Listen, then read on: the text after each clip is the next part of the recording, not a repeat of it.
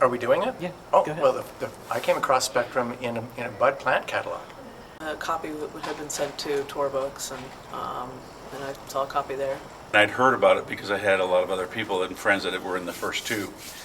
Well, I was an old buddy of Arnie's from way back in science fiction fandom, and that's how I first heard about Spectrum, or the idea for Spectrum. What were your first thoughts when you heard about Spectrum 20 years ago? Well, Arnie and I kind of came up with the idea of Spectrum from the beginning. Well, it was inspired by a show that Michael Whelan and Wayne Barlow had put together for the Society of Illustrators in the early 1980s. And it was frustrating that there wasn't any way to document that show.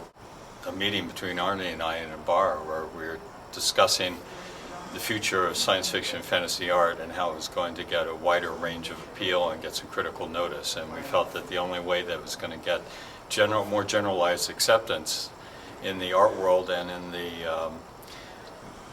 the world in general was through having an annual show in which quality standards were established. He and I started talking about the possibility of some sort of annual that would chronicle the best that was being done each year. And we carried on that conversation through the years. My initial idea was to have an annual show where only the best of the work being done in the fantasy and science fiction field was being shown, to kind of trumpet, how good this work is and how valid it is.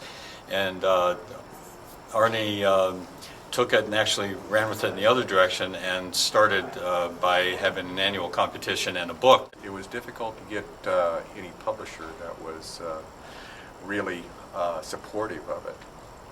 And Kathy and I were talking one time, and we had gone back and forth again about how this is a great idea, and it's unfortunate that we can't get somebody to, give us some backing.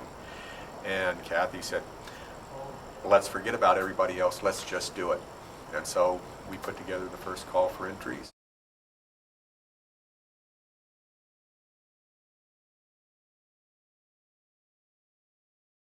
He asked me to be a judge the first year, and I thought it was a fantastic idea because I didn't know of any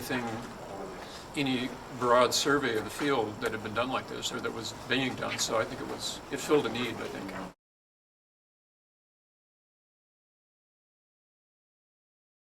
Or Bud Plant, you'd get the catalog and you'd spend all night going through it. And I saw this book, and it just looked like something, I wanted. And ordered, I think there was the volume 1, 3, and 4 or something. Ordered all of them, and that was it for me. It was interesting because I guess my relationship was kind of fun because I walked into the bookstore, and this would have been Spectrum 3 I saw on the shelf at Barnes & Noble, and I picked it up and I looked through it and I had a piece in it.